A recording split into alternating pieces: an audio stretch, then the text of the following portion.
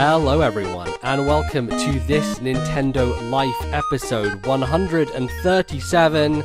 My name is NBZ, and I'm joined, as always, by my friend who has been standing by us all as we wait in this drought for the next Nintendo Direct, and it is finally over. It's Bally. How are you feeling, Bally?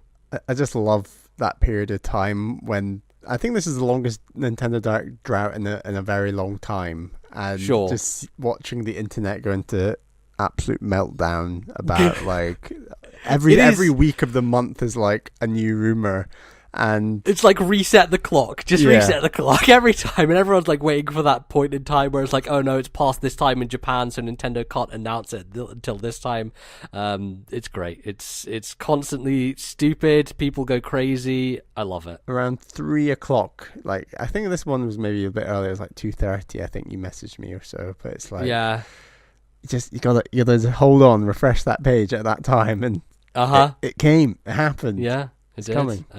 So yeah, I don't know. It's weird because I think Nintendo now, they do, especially in January, they're making some weird announcements. Like they put out the Yoshi release date. Obviously, they had to talk about Metroid Prime 4 because that was a big deal. And if they hadn't addressed it, everyone would be pandering the whole year round. Where is it? Where is it? What's going on? So they did get a lot of news out of the way kind of early in the year, but they didn't have a direct to follow it. We did get that Nindy presentation for the UK, which was neat, and saw some cool new games there. But yeah, it's kind of been a little while since the big mainline direct. They obviously had like Smash Brothers ones before and stuff like that in the lead up last year. But yeah, it's going to be focused on Switch. It's going to be 35 minutes long. And obviously our next segment is going to probably be about it, but we haven't recorded that yet. So there, behind the curtain. Any predictions, Bally, before we go into it? Predictions that are just going to be proven wrong at the end of the show. Yeah, exactly. Yeah. You had mentioned you thought maybe a 2D Zelda that might come out later this year, and I've got a hot feeling on 2D Zelda coming back. I mean, that would be an absolute great announcement, but it has happened before. If only for the reason that it lines up perfectly with 2013 on 3DS, where it's like Luigi's Mansion 2, Fire Emblem Awakening, there was a bunch of other stuff that came out, and it's lining up similarly to this year. That year they had Link Between Worlds on 3DS. So. Yeah, and that stat that I found out some prediction time, where basically since Ocarina of Time, at least every other year we have had a brand new Zelda that doesn't include any remakes. It's not a Metroid, this series. They always have, whether it be spin-offs or whether it be re-releases or whatever, they always have some kind of Zelda product in rotation that is the new thing. And I think Breath of the Wild has lasted them a while just because it's a big release and it continues to sell, and it's obviously not gone out of vogue. It's still, like, I still see people on Twitter throwing videos of Breath of the Wild out there. Like, even so far as, like, this week, I've seen some new ones because that game is endlessly, like, filled with things that people are discovering. Gotta replay it sometime. It's so good. It's so hard though because it's like one of those games that's so difficult to replay. Maybe we'll see like the next Smash DLC character. That's a fairly safe shout, I guess. Yes, we know that there's going to be info. Hopefully some footage of like Joker, how he plays. I want to see that. We know there's info from Fire Emblem. I'd love to see more of Animal Crossing or Luigi's Mansion 3. Decent chance we'll get at least one of those. Just a bit more info. Maybe Bayonetta 3. Maybe Pikmin 4. Oh. Yeah, I think Prime Trilogy is a shoe-in. A lot of people have been chatting. Be joyous because I do not enjoy replugging my Wii U back in to play Prime 3. There are a few games on your backlog. I think the two most important ones are Pokemon Sun and Prime 3, and it's like, I remember you being like, Prime 3 is my next game back in like 2017, end of 2017, and you're just like, no, I'll get to Prime 3. No, I'll get to it. I'll get to it. And now it's kind of the point where it's like, I'm not going to get to it now because I'm going to wait for it. Just because I can't be bothered to set up the Wiimotes and things every time I want to play it. Anyway, it's a lame reason, but here's a stupid thing. I'm gonna own Metroid Prime 2 on GameCube, on Wii U, I guess, through the trilogy, and on Switch. And it's a game that I actively dislike and have no intention of playing. You've got to play and yet, I'm going to end up owning this game that I pretty much hate on 3 separate Nintendo consoles, and I don't know why. I just don't know why, but that's how it is. It's great. That's how it is. Cool. So hopefully that'll be fun. The second half of the show, we'll be doing some stuff like that. What else are we doing in the show, Bally? I guess I've just kind of ruined your job for you. Well, yeah. I mean, no surprises anymore. But the first segment, like you said, is going to be what we've been playing, and then 2-segment show. As we said, we are it's the TARDIS, the time travel. We are before the Direct now. We're going to talk about what we've been playing, and then an extended second segment, we're going to be talking about the Nintendo Direct that at the point of recording is happening tomorrow night. So we'll talk about that then. Yeah, exciting stuff, and good things to do. Meanwhile, though, let's jump in, if you will, dive with what we've been playing recently. And Bally, last time you're like, oh yeah, love Wargroove, going to totally finish Wargroove for next time on the podcast. And then Respawn Entertainment, fine developers of Titanfall and Titanfall 2, dropped a bomb on everyone and released a new free-to-play game, Battle Royale, which is... Like, let's be frank, on a Nintendo podcast, we're Nintendo heads. Usually we don't go into these kind of, like, Battle Royale's not been the thing I cared about, Fortnite, whatever. Like, not really on my radar. But I am a huge fan of Respawn. I think they have only made amazing games in the kind of short period they've been around since the first Titanfall. And obviously they're working on a Star Wars game, and going by their track record, boy, I'm excited now for what that Star Wars game is going to be. But somehow we've just been sucked into Apex Legends, which is the big game that's just come out. It was stealth dropped, right? But I think there were some leaks like a day or two before. Yeah, I mean, so basically, like, press went to an event. Like, Brad Shoemaker came back at Giant Bomb and he was talking about like how there was loads of press on one day, and then he spoke to someone after that, and they said they were going to have influences in the next day. And Brad was like, he got back to the Giant Bomb offices and he was like Jeff and Ben, get in a room, we need to do this now because this thing is going to leak because they've got influences coming in tomorrow. And what do you know, obviously, because the influences went in there, it got leaked a bit early in terms of people knew that it was going to be a Battle Royale, and it didn't have Titans in it. It was set in the Titanfall universe, blah, blah, blah. So it was kind of a recipe for disaster in a lot of senses, and interesting because one of their developers gave a quote, I think, to Eurogamer, talking about how, like, look, this game is a recipe for disaster on a marketing front because they just got bought by EA. This thing has loot boxes in it. It's a battle royale. It's set in the Titanfall universe, and it's not Titanfall 3. This is a recipe for a disaster for, like, being put out from a PR perspective. So they said, we're just going to put it out and let the game speak for itself. And that might be the smartest thing they could have ever done because, Jesus, the game has spoken for itself in a lot of ways. Yeah. I mean, you say, like, we're Nintendo gamers, and first and foremost, and absolutely we are, but there has been a good tradition on this show of trying things outside of our comfort zones. Right, totally. That's something that I enjoy doing as much as you, and this is one of my biggest steps, I think, outside of my comfort zone. I've never really...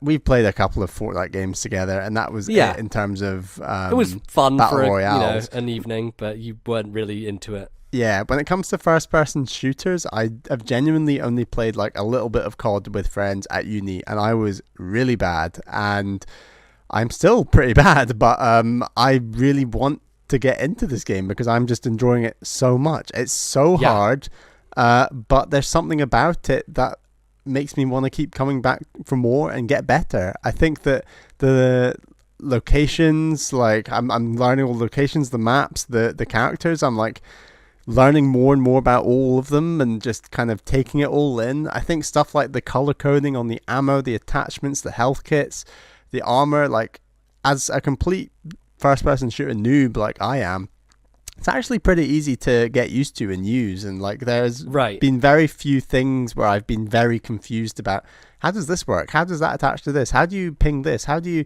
And it's all so seamless. And the ping system, I guess, is the symbol of how easy this game is to get into, in the sense that it seamlessly allows you to play online without voice chat with people and identify locations. And even with voice chat, it's an incredibly useful thing. So for people who don't know, it's basically the idea that you can contextually click on literally anything in the game and the characters will say something about it. So whether it be, here's a backpack on the ground, I want you to know where it is, I can click on it, the character will have a voice line which is like, backpack here, level 2. Like they will point out exactly what it is, it will be pinged on your map, and instead of me having to describe, like, come into this building, second floor on the right, whatever, you can just see it on your map and go there and pick it up.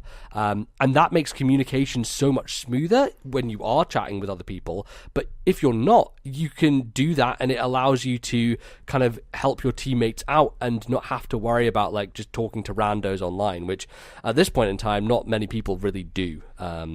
for a lot of reasons. And, but, you know, and even like if say you've got a gun, you can ping the empty space where ammo would be, and that tells your team, hey, I want ammo for this gun. Like, it's really versatile right down to the last detail. Like, it's so simple to use. I've only won one match so far, and that, I say only, like, that is an ridiculous achievement.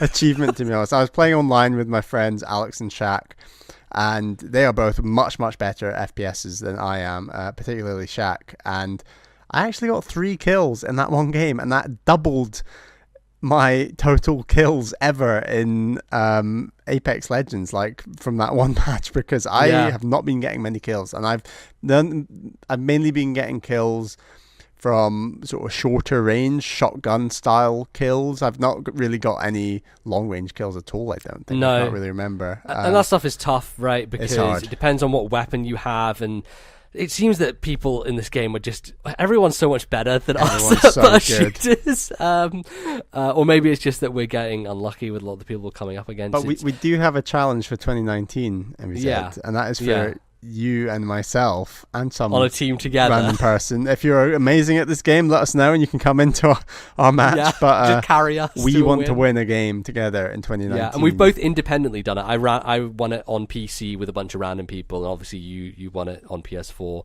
And we both did it on the same day, which was funny this weekend. Wow, it's a great feeling, and that energy and, you know, just feeling of winning, like, made me just want to play more of this game and get better. And I'm getting better with the guns. Like, I've spent some time just in that training zone, just trying out the guns, seeing what I'm getting used to and learning the guns, because sometimes just getting into a combat situation and not knowing whether the gun is like semi-automatic or single shot or whatever has really made me slip up quite a few times, but I'm trying to now learn, like, this gun does this is how you do this, and it's getting better. It's good. I'm progressing, and that's a really great loop. And a lot of the reason I like Respawn as a studio is because, similar to Nintendo, they are very much gameplay first, and they are systems first, and they really think about the player experience and how good the game feels, right? And that is something that I cherish so much above everything else, is how good does it feel to move around, how snappy does everything feel, how polished is it? And as a game that is fully out, this isn't early access, this isn't like a beta period, it's just released and done. It's so bold. It's crazy. It is, like, you compare it to things like PUBG or Fortnite, and, like, obviously Fortnite is pretty polished, I think it is well made, but, like, PUBG, for example, what a janky fucking mess. Like, and that's part of the reason why I didn't enjoy, or I was never inspired to go out and play that game, is, first of all, I think it is ugly as sin, and I do not like the traditional militarized setting. You have to pay money for it. Well, obviously you have to pay money for it, right? But, like, it's so janky. Like, it has that PC jankiness that I really do not appreciate, and is something, as a Nintendo first player, I always take polish, and polish is maybe the most important thing for me in a game when it comes to the experience. And Respawn have put out a thing here which is not only polished, it is so well thought out, and gets rid of so many of the problems of Battle Royale. The fact that it is always in squads, so that it's focusing on that team play, the idea of it being like, you can't go solo. And it does level it out quite well, actually, by being in squads. You can't just be an amazing guy and expect to always annihilate 3 people. If those 3 people organize correctly and gang up on you, you're not going to live. And because it takes the Overwatch style abilities as well and blends those together, it makes it so that you have to use them in conjunction with one another. Like, we kept trying to do the thing where I'm playing as Bangalore and I put down all my smoke grenades, and you're playing as Bloodhound and you're trying to do the pinging the enemies so you can see them through the smoke. So basically you can, like, shoot them through the smoke. And we didn't really get it to work at any point, but it's cool that those things can line up together. Like, it's like in Overwatch where Zarya uses her ultimate, and that, like, basically ties everyone into one spot, and then you can use another person's ultimate, like Hanzo's ultimate, to, like, do a giant dragon thing through the middle, and it just kills them all because they're all stuck there. Like, there's that synergy between abilities that exists in this game that I think is very, very cool, and that's something that I like, obviously, in a lot of games, is, like, when systems interact with each other. Obviously Breath of the Wild is the apex of that, not to use the word apex. But And the characters are cool. Like, there's a nice mix of characters in there with their quips, their different accents and things. I like it. Like, it's nice. And like, there's only, I think there's 8 characters so far. 2 of them you have to unlock, but I think you can do that with like 10 to 15 hours of gameplay. I can't remember. Yeah, I'm about halfway there on PC terms of how much I need for one character. Yeah, how many of that red currency do you know, is it? It's 12,000. I'm on 6,000 at the moment. Per character. My Origin account thinks I've played 54 hours of this game, which just, I think it's screwed up. Like, when I was trying to load it, it like didn't sync with the cloud properly or something, and it's like it went to 24 hours the first time I tried to boot it, and then the second time it was like 49 hours. I'm like, no, this is wrong. And since then it's been fine, but it's been counting upwards, and so now it's on like 54 hours. I'm like, no, I've probably put about 6 or 7 in total. But yeah, I think my Origin client is just broken, so that's good fun. People think I've played way more of this game than I actually have. But yeah, as I was saying, it is very much. It feels like a Nintendo game, but it feels like a Nintendo game Nintendo would never make, because it's an online-focused first-person shooter with character abilities and cooldowns and things that Nintendo just don't do and aren't really very good at. And Nintendo put their spin on online multiplayer. Obviously, we have Splatoon as their kind of banner of shooter. I would be fascinated to see what Nintendo would do with Battle Royale, because honestly, at this point, I thought, like, okay, this genre is done. Like, we've got the 2 kings of it. I don't think anything else is going to touch it. Call of Duty did their thing, which was like, it's basically a more polished PUBG, but it didn't really bring anything new to the table. Right. And yet, this has come out and has really, I think, shocked people, because it's already got 12 million users, and it's 25 million. 25 million, but they had a 2-3 million concurrent playing at the same time. Right. And I think it's because it doesn't necessarily do anything new, but it brings so many ideas from other games together in such a fresh way that it delivers, and it makes it so that everyone feels like, oh, this is amazing, because it's really fine-tuning what makes this genre so much fun. Yeah. And as someone who in the past, like, the reason I didn't play PUBG is because, you know, I've already expressed, like, the jankiness, the militaristic nature. Fortnite, like, you have to get good at the building to be any good at that game, and I just couldn't be asked. I just couldn't be bothered to learn how to do the stupid building in that game. And so neither of those appeal to me, and yet this is, like, down to basics. You know, you got guns, you got shields, go for it, and it has so many easy to use options. And it's a cool world. That world looks, it's so Star Wars, it's nuts. Like, it just looks... I mean, you know, Titanfall has a cool universe. Like, I'm not going to say that I really paid too much attention to Titanfall 2's story, honestly. It's a very, very good campaign, and the levels are immaculately designed. From a narrative perspective, I don't really know what's going on in that universe, but I think that, yeah, it's definitely got a good style to it, and it's a lot more kind of... It's not necessarily cartoonish, but the characters have a different vibe to them. Style than that's kind of not quite cartoon, but not realistic. Yeah, it's semi-realistic. Definitely. Yeah. So, but yeah, I'm having a good time with a first-person shooter in 2019, and I didn't think I would be saying this, but yeah. Yeah, a squad-based battle royale, no less. Battle royale. And nice. You know, we had a bit of chat about, like, will this come to Switch? Does this kind of feel like? And I don't think it will, just because.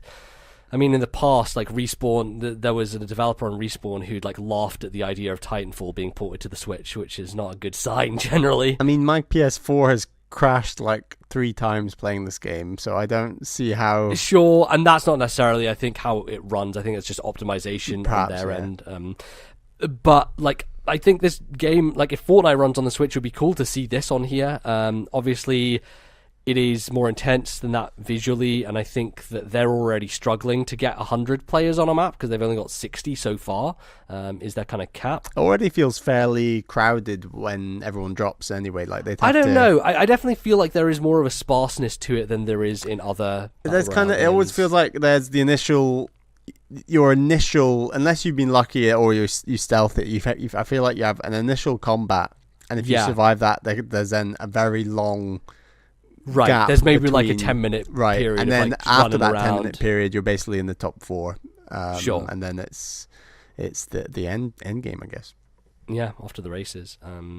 So yeah, I'm very, very surprised by how well it's done. How much I like it.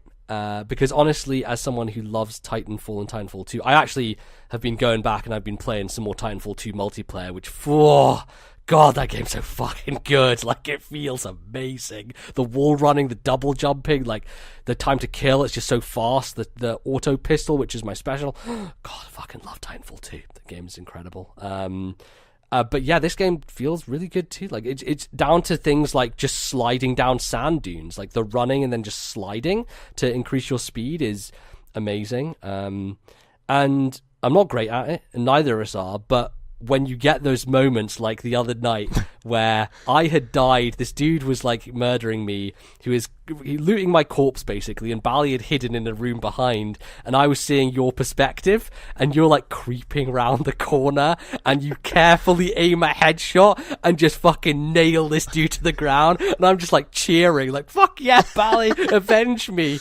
It was so good. I respawned you after that as well. You did, yeah, it was the first time I've been respawned, so nice. It does create those really, like, moments of amazement. And then the one time I won, like, there was a point where Alex and Shaq were kind of not dead, but they were healing and out of it, and they knew that someone was coming. They're like, get them, Bally. It's just like this adrenaline rush, like, get the shotgun, aim, bam, bam, bam, bam. Oh my God, I killed them, like. And then they're just like celebrating, and it's just that feeling of like camaraderie and like success and then you move on to fight the next squad, and it's a real buzz. It's a real great loop, and I'm hooked. It's nice. It's good stuff. So yeah, I've been playing a lot of that, obviously, and yeah, nothing else you've been able to get back to, Bally, I guess. No, I need to get back to Wargroove. That's the plan for next time, hopefully. Yes. Great.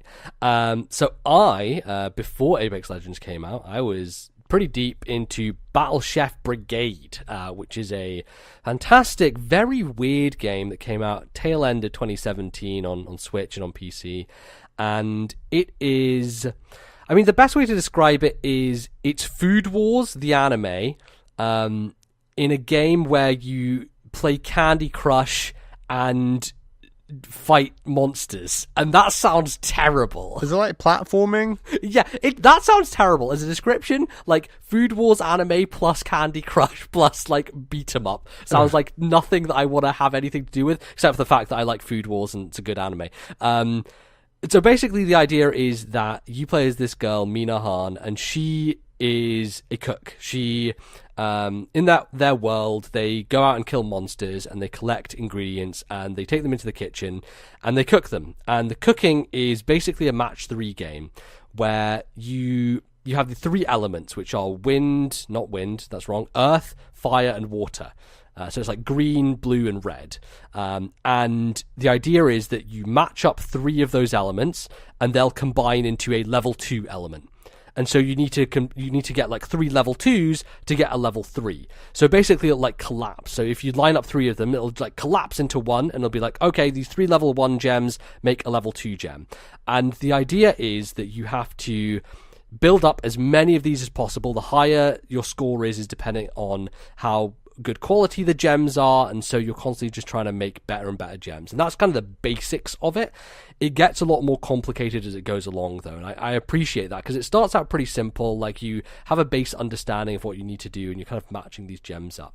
And the idea is that Mina, she wants to be a part of the Battle Chef Brigade, which is like this elite group of chefs who go out and they kill monsters, and like they cook a bunch of stuff and like send it off to people to help them. And so it's kind of this tournament. So she goes off to this tournament, and it's not like, I guess Food Wars is like they're going to a high school, like trying to learn how to cook food and stuff like that. But it is very similar in that way. It's not the art style is not necessarily anime. Like, it has some of that bent to it, but it's also very sketchy. The backgrounds are pretty clearly hand drawn, and there's not a lot of animation actually. Like, the animation is pretty simple. But they get away with it, I think, because the voice acting is so good. Like, this game is pretty much fully voice acted for the main cutscenes, and it's really excellent. I think whoever plays Mina is a brilliant actor, and then we have some side characters as well who kind of flesh out the main cast, and you kind of have 3 main characters almost, and they have really good, conversations with each other. I think it's just very charming in the way that it's written, and it really it has that very cozy vibe to it, and it has like the feel of an anime, but without any of the over-the-topness. It feels much more grounded than that kind of idea, and I like that about it. I think that it gets across quite a lot in terms of character just from static poses that kind of intersperse with one another, and the voice acting to layer it, to really build those characters out, which is cool. And a lot of the game, after you kind of get into it and get into the tournament part, is every day you like wake up and there are 3 bonus tasks that you can do. Like there's kind of this dude who's an alchemist, and you do fixed puzzles with him. So like it will have a setup of gems, and the gems, I think it's like a 4x4 grid, so it's actually a really small grid that you have to work with. It might be like 5x5 or 6x6, but it's pretty small. Like it's not a large like match 3 grid that you find on your regular mobile game. So each dish that you're cooking is very limited in scope. And so there's like the alchemist you do some puzzles for, and those are kind of set tasks that have a solution to them, so you have to figure out which way to match everything in order to get it to line up, and it's really satisfying when you pull off a connection. I think that's why a lot of people get addicted to these mobile games, is because they have that built into their design, right, with the way it sounds, the way it looks, the animation, stuff like that, when you do something well, and when you like level up almost. And this game definitely has that in the cooking sections. And so you have that dude, you have like a fighting area where you're going around and doing like some 2D combat. The combat in this game is not great. It is very limited in scope. And why does this game try to have so many different like action I don't things know. to do? Like, it sounds so strange.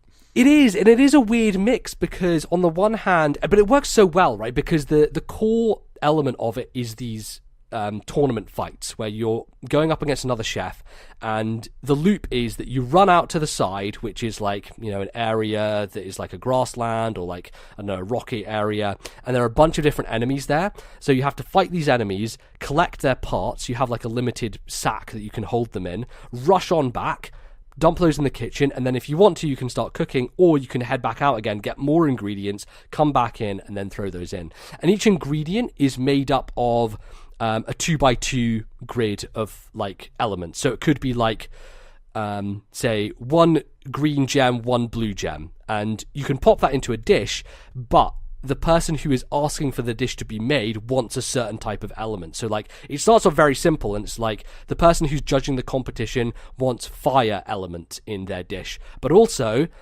in order to make the dish something that's satisfying to the judge, you have to put a certain creature in it as well. So it could be that the creature you have to put in your dish doesn't actually have any fire elemental gems in them, but you have to put them in the dish anyway because it's necessary. So you're losing some space where you could have put some more fire gems in, but you have to have that in there because otherwise you're going to lose points if you don't use that particular monster as part of the dish. So it does require a bit of management, and especially later on in the game when there are 3 judges and one of them wants an earth dish, one of them wants a water/fire dish, and one of them wants an earth/fire dish, and you're juggling 3 dishes at once, making sure that you have the same animal or monster in each one because they all have to have the same theme across them.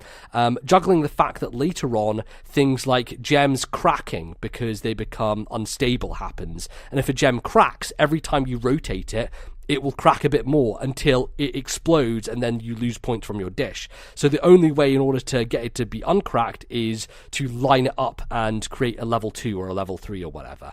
So that is a thing they throw in. They throw in bones. So like some of the creatures you fight, one of them is this big boar, and his like gem formation is 2 red gems and 2 bones. So when you drop it in, you have these 2 bone pieces that if you line up 3 bones, you get like a super special gem that you can use for any other thing, or you can kind of change up what your cooking utensils are, and there's a chopping board, and the chopping board allows you to kind of cut out things that you don't want, so you can like cut out the bones of the meat to make it a bit more pure, sort of thing, and then you have poison as well. So all these kind of things get added and introduced over time, and it's done at a really good pace to where you never feel overwhelmed by it. You never feel like, oh god, there's so much happening here, but it also makes it so that you have a lot of options later on.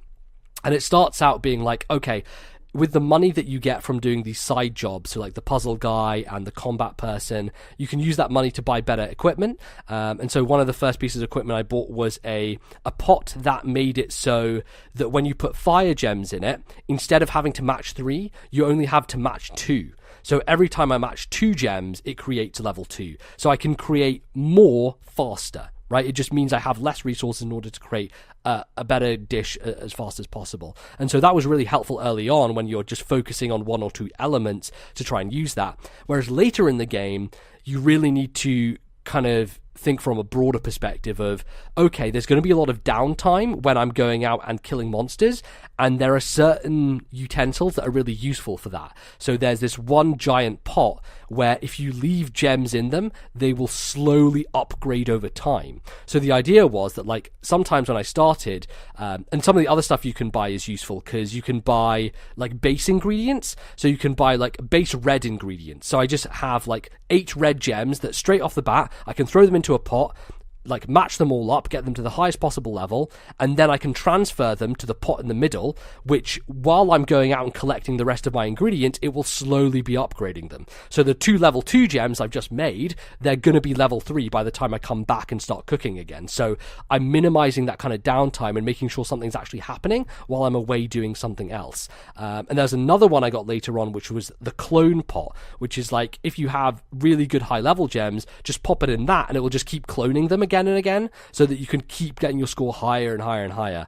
And that combination was the thing I kind of had to use by the final part of the game in order to beat the last dude, because it's 3 dishes and you have to get a lot of points in order to best him. So it really is kind of figuring out the best, most optimal way to do it. And it is so satisfying. And you are really juggling things, because you have to be thinking about, okay, which ingredients do I need? I want to make sure I get ingredients which have the most possible of a certain gem, and I want to have ingredients that are not necessarily poisoned, so I don't have to deal with that. If I don't have my chopping board, it's difficult to get rid of those elements. So, and also you can't drop something into it unless there's a space. So you have to like clear it out by upgrading your gems or whatever in order to drop it in.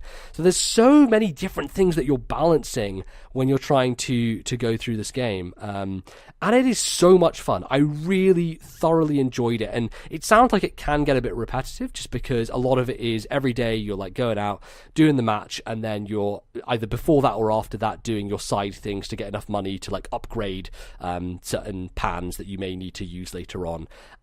But the game knows that, and it kind of anticipates it, because it like throws a couple of spanners in the works, and it takes the story in a different direction that you're not necessarily expecting, and so it changes things up for a good period of time. So just as you're feeling like, okay, I'm getting in the rhythm of this, I know what's happening, they throw something in there that makes it a bit different, and all of a sudden like you're back in some other place and you're doing something else, and the story has changed because of, you know, something that's happened to the world. And generally they do a really good job of building the things that happen in the world into the gameplay. So like I was talking about with the poison stuff, that is something that's part of the narrative that happens, and that's why you have to deal with it in the gameplay. So it's not just the element that's being brought in, it actually is kind of conducive as well. And I tended to not really worry about upgrading anything for the fighting portions, just because it's kind of spammy. Like Mina has pretty basic attacks, and she has like a quote-unquote mana bar, which allows her to like throw daggers, or it allows her to like summon a little whirlwind, and you can upgrade like how powerful that is and how quickly it takes to defeat enemies. But I tended to find that it was faster for me to just go through, get as much as I could, and then really focus on high quality cooking equipment, so that I can make sure that the dishes are as best as possible. So yeah, it's a tremendously weird game, and there are so many different elements to it that it's kind of difficult to describe, but it's such a cohesion. Like, it is so much more than the sum of its parts, because it brings together this really down-to-earth story, very charming characters, and what is actually an incredibly satisfying gameplay loop that takes a basic match 3 formula but builds on it with such complexity and depth that it feels so much more than that. It feels like a real cooking contests, honestly. Like it really does feel like you're managing so many things at once in the kitchen. And I know, I've cooked some in my life, and I know that if you have multiple dishes on at once and you're trying to do the timing, it can get very difficult, and it's tricky to keep that up in the air. And that game really brings those feelings out. And how did you find out about this game? Because it felt quite quiet when it came out, or did I don't know. People were talking about it quite a bit. It was the end of 2017, and obviously that was a big year. Lots of great games came out. But I remember Ben Pack talking about it a bunch on the Bombcast, and it was a big Switch release when it came out. People were pretty positive on it. So yeah, I kind of had kept my eye on it and finally got round to it, and I will say I highly recommend it. I think people should really check this game out, even if you're someone like me who can't stand the thought of fucking Candy Crush and Match 3, which I don't even know how similar this game is in any way to those, because I just don't know. I don't play those games. But they do such a good job of the visual feedback. It is simple enough because they build up slowly over time, and it's very manageable. It's the kind of thing where you get to know it quickly, and it's also very easy to understand. Like the way that you move gems around is you can spin them as much as you want.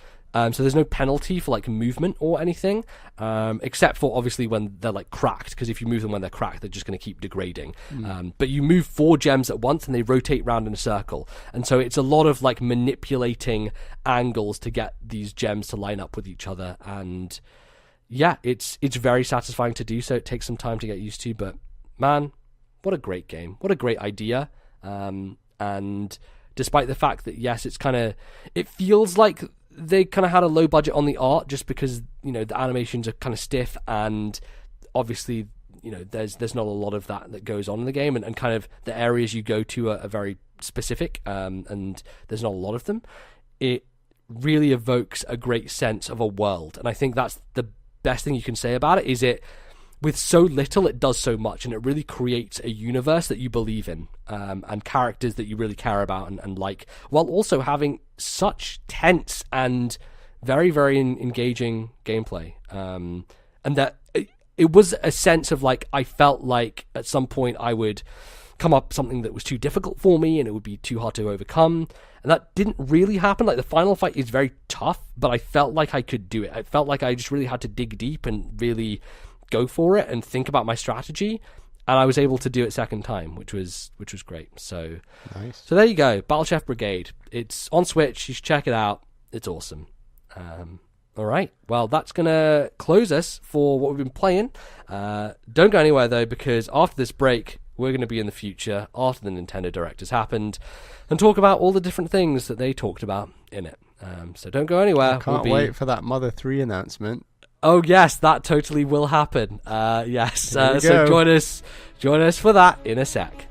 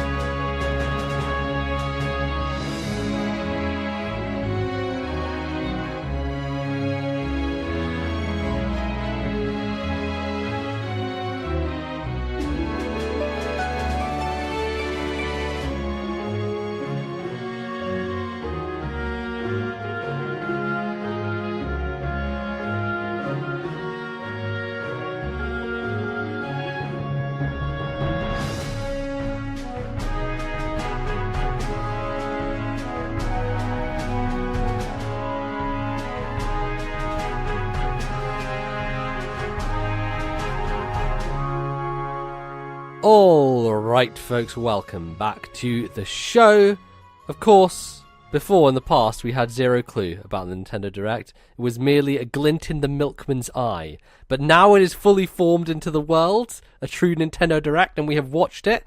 And it was pretty fucking good, I would say. It was a pretty damn hefty Direct. There was a lot of big announcements and some really good stuff overall. How are you feeling coming out of this Direct, Bally? I think it's very hard to try and reference a better Direct, to be honest. I would argue that the early Wii U era, when we had kind of that big blowout, when we were talking about Xenoblade X, talking about Link Between Worlds, like stuff like that, for me, I think that was a bigger deal then, because I think that was when they set the tone of like, man, Directs can have news, as in like big news, because before that I didn't think it had as much of that. And this is certainly one of the most significant ones of recent memory. So definitely. So yeah, lots of good stuff in here. Any overall thoughts? Like, were you happy with it? Was there anything that you were waiting for a bit more info on that we didn't get this time? I was very happy from the moment it set off, because they set off with such a great game, and they closed with an even better game in my view. And I think when you open and close with two such strong games that we're going to talk a lot about, I think that you're just left feeling incredibly positive. And then maybe the middle was pretty weak for the most part, but I mean, there was a lot of details on games you already know about, like Fire Emblem Three Houses, which I think a lot of people liked, even though it didn't personally maybe appeal to me, but we can get into that. But overall, just very, very strong. I think they hit it out of the park. I think Nintendo have really understood the format of Directs now in this new era and how to make them work, because I think initially when they were doing the headline stuff, it was a bit annoying because you could see what was coming up. Like, they didn't hide anything. And I think they have refined that to make it so that they're surprising people. That was quite a brief period, I feel like. It was, yeah, but it's kind of, this is the Koizumi era we're now in of Directs. The Koizumi finger snap era, I like to call it, where it's all about, like, focusing on a few key titles with like bigger blowouts, but having like boom, boom, boom, and you know the pace of it. You know that they're going to split up the headlines with a bigger title, and it's got a really nice structure. I think that they've just really found a good balance, and they also really understand the art of opening strong and closing strong. And I think we've seen Nintendo fumble it horribly in the past. I think the best example is their final E3 presentation on stage, where they ended it with fucking fireworks from Nintendo Land. And you cannot ask for a more soggy ending to a presentation than fireworks from Nintendo Land. Now, don't get me wrong, Nintendo Land, fucking great game, love it. That's not a closer for a press conference. And Nintendo, I think, now really understand how you open, how you close, what people want from those types of announcements. And I think they've nailed it in this presentation from that perspective. I was saying it before the Direct, but the Directs have created this entity and the rumors that swirl when there isn't a Direct, that Nintendo just have to sit on their hands, and there's hype created about Nintendo without them doing anything. Like, they've just created this, whenever there's a vacuum of information, it creates its own hype, and that's just insane. Right, and it's because the Directs are on a certain, not necessarily schedule, but like we expect Nintendo to put out these Directs at certain points in the year. Like, there are touchstone moments, more or less quarterly-ish. Yeah, pretty much quarterly is when we get the updates of like, okay, what's coming up in the next few months? What are we going to be focusing on? And that's really what they did here. Let me tell you, Nintendo, they fucking love summer 2019. Summer 2019 getting everything. Maybe the most packed Nintendo summer in ever. The first half of 2019 is getting Yoshi. And yeah. It's like, Nintendo, do you know that the month of January through May exist? Because apparently June onwards, like June through August, are the only months that exist for Nintendo. First half also gets Mario U Deluxe on Switch. Right, so yeah, great. That's a hot one. Anyway, yeah, we'll get to that. But let's kick things off, as Nintendo kick things off, talking about the sequel that everyone's been waiting for. It's Super Mario Maker 2, Bally. I'm so happy. It was good. And they opened it in just the right way, where they had Mario, they had someone draw a slope down a hill, and then they had Mario jump down, slide down the hill, taking out the spinies. People say that Nintendo don't listen, that they don't listen to things out there. And yeah, I think it is one of the most self-aware things they have done in a trailer. Absolutely. Putting slopes in there as like the thing. Because that was like the number one thing that fan people online were just chatting about, was like, what do you want in Mario Maker 2? Oh, can they put slopes in? You know? Yeah. And it kind of became a meme to some degree, but also Nintendo paid attention to that, and they're like, okay, fucking shut up. And this is like, this is the way you know it's a sequel, is because I don't think they would have been that incremental if they just like ported Mario Maker over. And this feels like, yes, they are not only doing that, but then they cut to a montage of like this and this and this and this. And the thing that is crazy is they've added a new art style, and it's Super Mario 3D World, but it's in 2D. So they've taken the aesthetic of 3D World, transferred it over to a 2D plane, and now you can get the cat power up in 2D. You can have like things in the background, like bullet bills, see-through pipes that you can shoot through. Lots of aspects from 3D World now being built into Mario Maker. And it's very interesting because it creates a new type of 2D Mario without them necessarily creating a brand new 2D Mario game. And it's nice because maybe I've just watched Giant Bomb too much, but there's a lot of negativity towards that new Super Mario Brothers style set. Yeah, perhaps. And I agree. I think I'm kind of sick to the teeth of it. It's cool with the wall jump, and I like that, but it's a good mechanic. Yeah, that 3D world in 2D is just a much more appealing idea, and like with the cat power up and climbing walls. And it seems they still have New Super Mario Brothers as a choice, but now that they have 3D World in there, honestly, I don't know if I'm ever going to make a new Super Mario. But like, if 3D World has wall jumping in it, then what's the point in making a new Super Mario Brothers style level? Because it's just an uglier version of 3D World. 3D World is just like what it should look like. But there were just so many more new enemies and different platforms and things you could do. It looked like the scope was a real step up, and we didn't see any Luigi, but he was then in the sort of promotional artwork at the end, pretty much hinting at co-op to some degree. I mean, that'd be cool. If you can collaborate with people online and make levels together, that's a great thing. That's just such a smart that's thing. The big test for this game, isn't it? It's just, they've stepped it up in terms of what they're offering with the slopes and the new enemies and the platforms. Can they step it up with making that online experience smooth?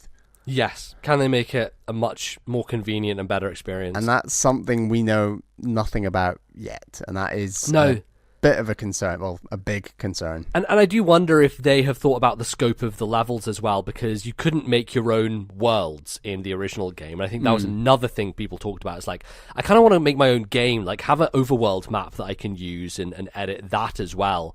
And that would be really cool if they added that in, because that is one of the things people are clamoring for. And the fact that they've shown slopes and have very much keyed into the idea that they are listening to fans, I feel like there's a possibility that they definitely do that with Mario Maker 2. So, and it's coming so soon, man. It's June. Like, we hadn't heard of this game until, recently, and now it's out in a couple of months. Good turnaround. Very good turnaround. And it's also like, it's not an enormous AAA budget game. It's not one of those things that we're going to be hearing about for years and years and then takes forever to come out, because it's a 2D Mario, and they have the building blocks of Mario Maker there already. So it doesn't necessarily. It feels very much like a Splatoon 2 step up. It's the same definitely. thing, but more. But yeah, and I think this feels a bit more significant than Splatoon 2 in a lot of ways, just because a lot of the mechanics and changes they're adding. But yes, I think you're right in a sense that like it is a more incremental upgrade. But fuck, man, Mario Maker is so goddamn good, and it's pretty much dead on Wii U now. So we just need a refresh. We just need an active community with it, and that's what that will make that game fly. Are you concerned at all about the functionality of the Switch versus the Wii U gamepad when it comes to making these levels? Yes, to some degree. And it's interesting you bring that up, because I hadn't thought about it a lot. But what they did show is a bit of a change to the structure of like how you make levels. There are now radial menus. So I imagine... Looks like designed for an analog stick, doesn't it? Yes, it does. It very much looks like that. So in terms of creating levels on the TV, you would probably be using that a bit more. And like, I wonder how much motion control they're throwing in there, if at all. It definitely is a concern, and ultimately the best way to play this game will still be to do handheld and to just use the touchscreen. And I don't know if they're planning to include like a stylus or something, because touch capacitive. What's the word I'm looking for? Is that the you need a capacitive. Yeah, you need a capacitive stylus, which those can cost. I'm sure people will just buy like third-party ones online. They might do. I don't know.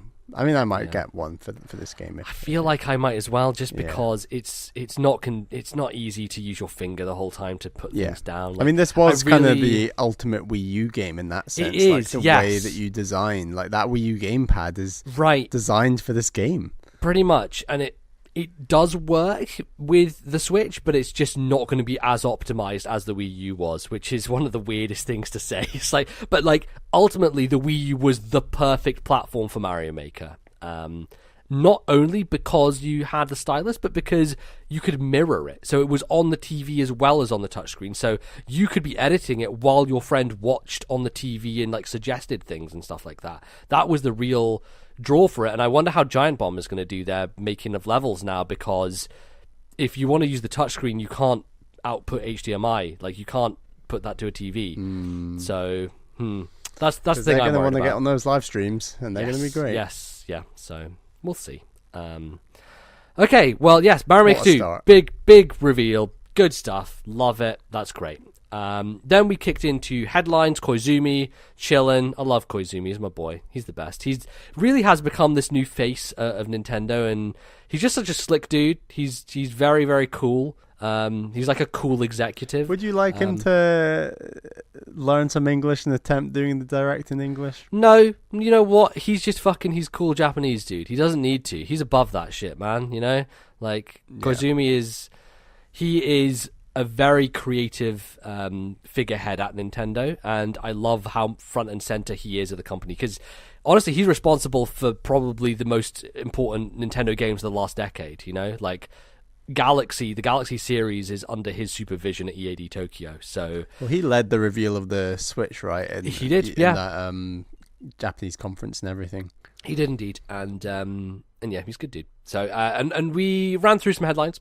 Marvel Ultimate Alliance 3 showed a bit more of that. It looks neat. It's not something I'm super into. Yeah, it looks cool, but it's just not my jam. Yeah, definitely not.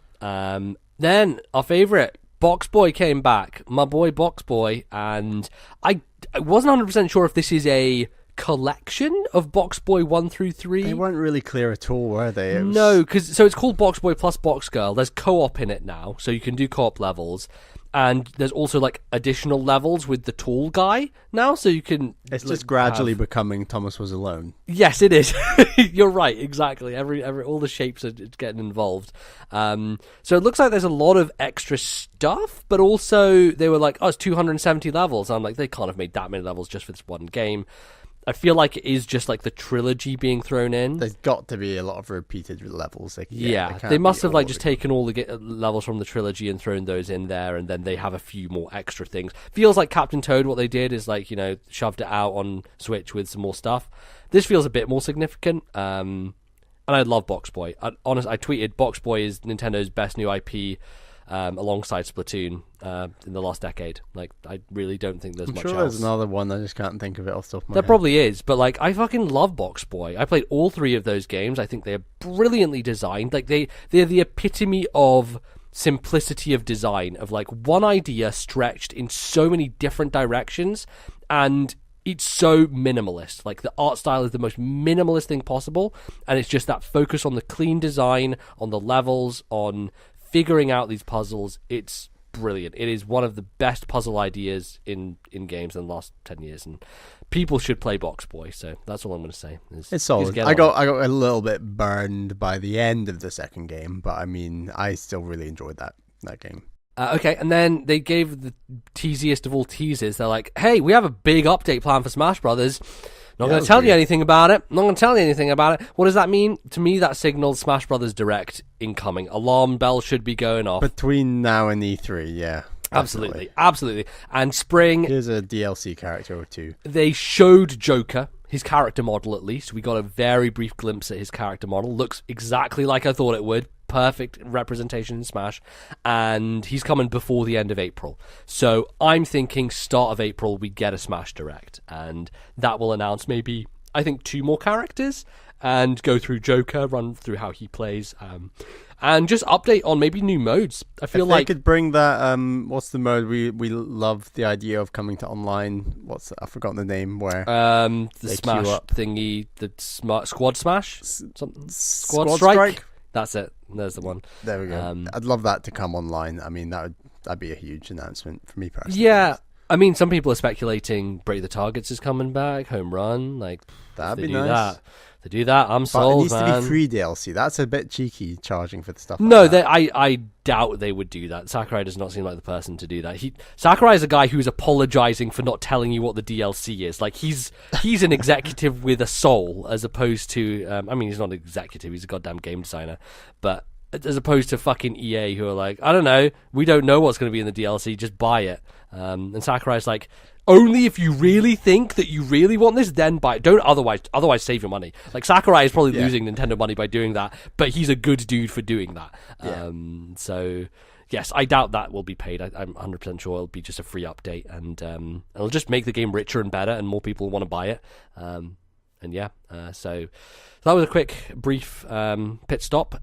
Then we got some more updates on Captain Toad, which they are adding co-op to, and also a whole new DLC that there's a drop in, which is great. And as I said on Twitter, I don't want to buy this whole game again just to play the DLC, because I own this game on Wii U, and I didn't buy it again on Switch because it's the same fucking game. And yes, I want to play more Captain Toad, but I'm not buying the whole... It's really annoying. I wish they did the standalone. Someone was telling me that it was standalone. I don't know where they saw that. I'm not sure that's true. But you can probably get the whole bundle for some cheap price in the future, perhaps. Maybe. I don't know, man. I kind of wish they would just make a new one. You know, like, I don't know why they're making more DLC. Yeah. I like how clean a sequel feels versus DLC. Like, we were just watching that Hollow Knight trailer, which is second to all of this, but why didn't they put that in the direct? But anyway, like, I like the fact that that's a sequel and not just, DLC. Well, here's the thing, is I care about that Hollow Knight thing now, because before they were talking about, there's more DLC, and like, I know Hollow Knight has had DLC added to it over the past few months. Play it because it was extra stuff at the end of the game when I was kind of ready to finish that game. Right, exactly, and I don't tend to jump back into, like, and the thing that Hollow Knight does, which is great if you just started playing it, but it's not very good if you're someone who's jumped out of it, is it integrates the DLC so seamlessly into the world. Like, it just becomes part of the fabric of that game, and if you've never played the game before, you won't be able to distinguish between it being DLC and not DLC, because it's just one cohesive place. And so going back to that is much harder, and I think they made a great play and being like, no, it's just a whole new place, a whole new thing. And so now I actually care. Now I'm like, okay, I'm starting afresh. I care about playing this game now, as opposed to, it's DLC tacked on to Hollow Knight, which I wouldn't go back for personally. So yes, I think they should make another fucking Captain Toad game and stop messing around with more DLC, but maybe they are having that in development plans right now, and they just thought, we'll throw a bit of that stuff into the current game just because it sold really well. I think it's done over 1 million, so there you go. Then we had a bit of an update on Bloodstained Ritual of the Night, which I still think looks kind of ugly, unfortunately. I kind of liked that art style. I don't know. There's something about it. It looked better than what I had seen before. I don't know if they've changed it at all. Yeah, it definitely looks a lot nicer, and there were some really cool areas, like outdoor areas with like really spiraling around the castle that looked great, and I think that there's definitely the gameplay seems on point, and that's what I care about the most with it. So I think it's going to be hopefully a great Castlevania style game, and that is coming in summer. Backed that Kickstarter back in 2015. So it's been a while now. That's a while. Well, you talk about that. I mean, I backed a Kickstarter for a game that is an indie game that still hasn't come out, called Ghost Song. I think in 2012 or 13. So well, there you go. There you go. I'm still waiting on that, and I know it will come eventually. It's just like it's a one-man development team, and I don't think he's doing it in his spare time. So it's take a bit of time. But anyway. So that looks good. Then we got Dragon Quest Builders 2, which is coming out in the summer as well, I believe. And I played the demo for the original Dragon Quest Builders. It's a cool game. It's more structured Minecraft. It's like if you weren't into Minecraft because it was too open and you didn't really know what to do, Dragon Quest Builders is like, hey, what if we give you quests to do and like really systematize it so that you don't go off and not know what to build, and they kind of build things in there for you. So it's cool. Not really my sort of game. Yeah, I was watching it thinking, I wish that the other Dragon Quest games would come to Switch.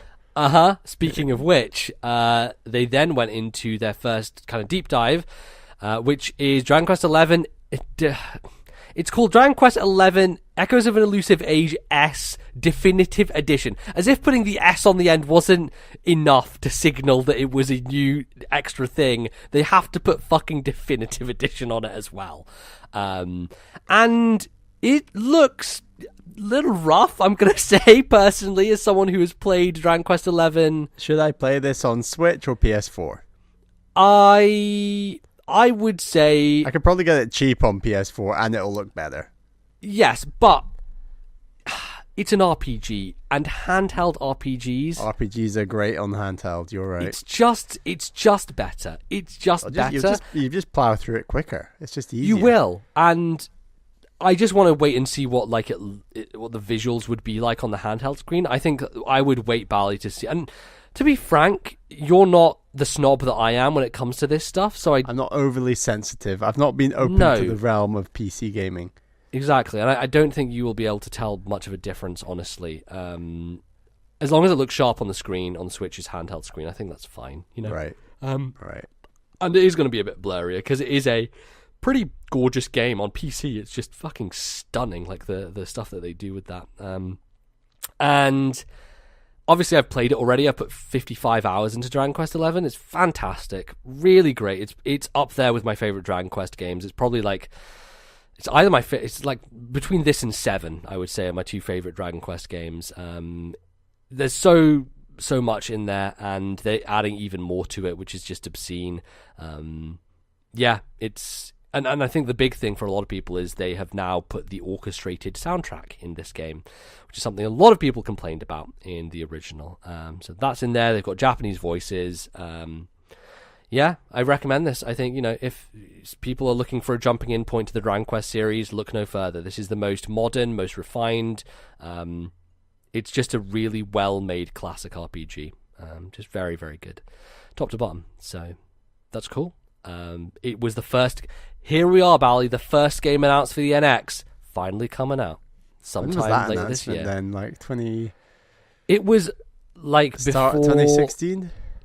No, before that probably. When did Nintendo start talking about NX? It was pretty early. Sure. Yeah. I think they announced NX in like 2015 or something stupid. Because Wii U was tanking so goddamn hard that they had to, like, shareholders were like, fucking get on it, Nintendo. So Dragon Quest XI, that's cool. Very happy about that. Then we're back to headlines. Disney Tsum. Fuck is this, Bally? It's a Disney character cylinder. Yeah, that's a Tsum. Don't you want a Disney character in a cylinder? Looking at these now, I have seen a lot of these toys. Like, these toys in shops are everywhere. They're like weird cylinders, and I think I own one. No way. I think I own one. Not a Disney one, but it's a different character that someone got at uni, and then I just ended up having it. And, yeah, it's like a weird sphere toy. They're not exclusive to Disney, you're right. This goes way beyond Disney, I think. It's like Funko Pops. Yeah. They just like attach any brand possible to this generic shape, which is not my favorite thing. And I don't know what this fucking game is. It looks like a minigame collection with a lot of touchscreen shit. It's Mario Party, but with Tsum. Yeah, yes, with everyone's favorite Tsums. So that's great. It does not look appealing to me in the least. But hey, it was really Nintendo... weird choice to go for in this direction. Yeah. There you go. Yeah. I'm sure that Disney have been doing some money hatting with Nintendo. They've got to get something out after Kingdom Hearts, so there you go.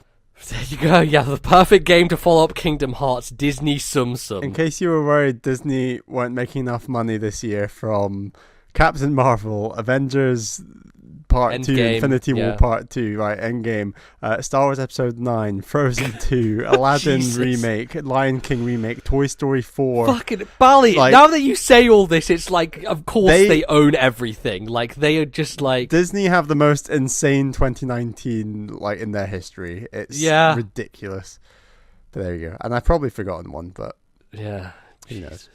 Okay. On top of that, they're making a ton from Kingdom Hearts, I'm sure. So there you go. Yeah, there you go. Then next up we had Starlink. It's back. Is this game even a Ubisoft own IP? It's like, is it? Is this how Nintendo angled Star Fox. I don't believe this is Ubisoft's IP anymore. Ubisoft have just been like, hey, Nintendo, can we just make this a Star Fox game? And they're like, yeah, fucking it'll sell more if you do that. And so that's what it is. It's just more Star Fox. They're just doing more DLC updates and with Star Fox enemies, with Pigma and all that crew. Looks kind of cool. Yeah, I do like my Star Fox. Saw Starlink on Amazon over Christmas for 20 quid. And that was with the Star Fox ship. Oh, I don't want all the. I'd rather pay a premium to not have that ship. Well, okay, yes, but also it's the Star Fox ship. It was really cool, you know. Like, I kind of looked at it. I was like, should I order this? I'm like, I want to fucking play this game. Desk. Boom. I may pick it up at some point when it's cheap because it is one of those games that you will see for £5 eventually in a couple of years. So. I'll get around to it eventually and just check it out. It'll be a good Backlog Club in 5 years' time. Yeah, definitely. Yeah, it's an interesting curiosity. So yeah, keep it in mind. But it's getting more Star Fox content for people who love Starlink. There you go. Then here's an announcement for the niche crowd. Rune Factory 4 Special is now coming to Switch. I don't know if this is a 3DS game. I'm guessing it's a 3DS game because it looks a hell of a lot like they just up-resed a 3DS game. Yeah, it was either this or the next one, Slay Monsters. One of these two just looked like the ugliest game I've ever seen. It looked I think Rune Factory is just because it was a 3DS game and it's being up-resed. So it's like what they did with Monster Hunter, and they're just throwing it on the system. And obviously, it's not going to look as good because the original assets were created for a much weaker system where they were doing a lot of different things. Rune Factory is one of those series I have always been curious about because as someone who really loved Harvest Moon and is super into Animal Crossing, like Rune Factory seems like it would be up. How does it link to Harvest Moon? Wasn't there a Harvest Moon Rune Factory game? I think it might be the same company made them at some point. Yeah, maybe. And then obviously the whole weird thing with Harvest Moon where the rights got switched around and now Story of Seasons exists. And then honestly, Stardew came along and no one cared anymore. So. I know, exactly. Stardew Valley is now the ultimate. But Rune Factory is one of those series I've been meaning to give a go for a long time. And they announced that Rune Factory 5 is going to be coming to Switch. And that is now in development. That was just a logo drop, yeah. Yes. Traditional, Metro Prime 4, Rune Factory 5. You thought they'd learned their lesson from that, but nope. But that seems like a good jumping on point. If they're making it more modern and upgraded for Switch, that seems like I would get in on that. That seems a good place. So I'll keep an eye. Then we had the third game from Tokyo RPG Factory. Tokyo RPG Factory, it was kind of the studio that was created by Square Enix in order to put out classic Japanese RPGs to satiate that crowd who wants them. And I feel like Square Enix have been leaning into this quite a bit, obviously with Octopath last year. They're trying to do a bit more of this stuff. But frankly, the two games that they've made so far, Tokyo RPG Factory, which are I Am Setsuna and Lost Sphere, have both been pretty generic. Like, they're very clearly cribbing from things like Chrono Trigger and like the old Final Fantasies, and they're not really adding a whole lot of their own spin. Like they feel very junk foody in the way that they're just like, here's just a generic RPG. Doesn't look great, doesn't have a lot of new ideas, kind of just there and kind of just exists. And they have now revealed a third game, and it is called Oninaki. And this feels like they've maybe found their groove, because it looks a lot better than those other two games, has a much more distinctive art style, feels like a bit more unique in what it's going for. And as a result, I'm far more interested in this than I was in their past two games. It definitely is calling to me a bit more, and I'm thinking like, yeah, this might be, depending on how reviews go, I may be interested in picking this one up, because hopefully they'll have learned some stuff from doing those other games and have finally felt confident enough to be a bit more unique and different in what they're doing. So yeah. And then we've got Yoshi's Crafted World, which is coming out soon. They dropped a demo for it, which I've downloaded to my Switch. I haven't tried yet. I'm going to get to that hopefully later this week and give that a go, give that a bash. And it is looking better, I will say. I think I've been more convinced by this trailer than anything else so far. There was some neat stuff going on, like the stuff when he was on a plane, shooting planes in the background. And you got like these cardboard boxes he puts on. There's like costumes that just, and one of them is a Labo piano. With Woolly World, there were the kind of different costumes you had that could be right. just mapped onto him like skins, whereas this feels like the costumes are like crafty things that he just holds and you could be like carries. Shulk Yoshi, and yes, you could. Yeah, that was great. Couldn't be the Pokemon Yoshi. No, because the Pokemon Company have licensing problems. But if you did the super really difficult levels, you unlocked like GameCube Yoshi and Wii U Yoshi and like NES Yoshi, which was great. That's why I went after those really hard levels, is because I wanted fucking GameCube Yoshi, and I got GameCube Yoshi, and he was cool. But yeah, it seems like a lot of customization in that stuff, and what costumes, what dumb costumes you want to wear. Labo's a good shout. That's a great idea. I love when Nintendo do like their little nods to other things that they've done in games. It's great, and they can just do that. So we'll see. That game's I've gone up a bit more in my estimation. Still going to wait on reviews and see what people say about it, but more curious about Yoshi after that. Hopefully the demo is good. It'll give me a better idea as well.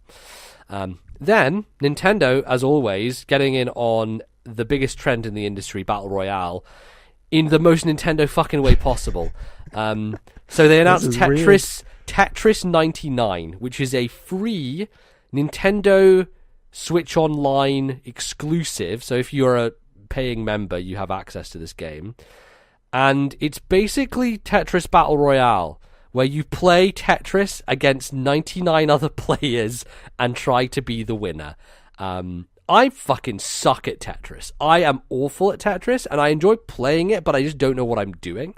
So I jumped in for one game last night after I downloaded it, and I got 74th, which is respectable, I think, for someone who doesn't know what they're doing. I don't know how much there is to this game other than just playing people at Tetris constantly, but, you know, it seems like a neat thing to add to their online service to get people interested. And it's smart to do it this way, because frankly, if this had been a game you pay for, you wouldn't have the numbers of people in order to make it work. You need, and that's the thing with Battle Royale that we were talking about, like with Apex, and why it's doing so well, is because you need enough players there to make it something that you can constantly jump into and not worry about waiting for enormous amounts of time. So if it's free, as many people as possible can play it, and you'll always have people to play against. It looks cool. I just feel like I'm going to, at some point, pick up Tetris Effect, and I just think that's where I want to burn the small amount of energy I have for Tetris, you know? Like, my attention for Tetris is limited, so I'd rather stick on the VR headset and give Tetris Effect a go, so, Yeah, I mean, I'm not going to play a lot of this game. I'll just jump into it now and again because it's a Tetris game on my Switch. And, you know, Tetris is one of those things that sometimes I just feel like playing, but I'm not very good at it. So it's not really a relaxed Tetris experience because you're constantly being assaulted by people who are clearly much better and throwing shit at your screen to make it a lot harder for you to do well. So, yeah, it's not really up my alley, but it's very neat that it's there, and I'm glad that Nintendo have joined the Battle Royale trend in the most Nintendo fucking way possible. It's like, god damn it. Of course this was going to be the thing, of course. So there you go. Then we have a game which is maybe the least interested I can be in a video game possible. Dead by Daylight. It's a zombie thing. It's survivally. It looks ugly as shit. It looks real ugly. It runs like fucking garbage. I cannot be less interested in this goddamn video game if I tried. It is the antithesis of everything I like about Nintendo. Like, it is unpolished, messy, ugly, scary, brutal, and just completely based around mechanics that I could not care less about. So there you go. That's my thoughts on Dead by Daylight. I feel like you feel similar, Bally. Yeah, it's just not anything that I'm interested in video games for, but, you know, wow, that game looks ugly. And it really, and we see this a few times in this Direct, but it really shows to me that third-party games that come to the system that are built for other platforms, which have higher fidelity, higher power, they don't quite land on Switch. And I think it's because Nintendo are so good at using their own hardware and they build games for their hardware. When you bring things across that are built for much more powerful systems, they take a hit on Switch and they do not work that well. They run poorly, they don't look particularly great, and it feels like a much lesser experience. It feels like, sure, you can play it portably, but do you really want to play this on this system? And some people will only have that as an option, so fine. But yeah, I'll bring it up again because there are a couple more games that involve this.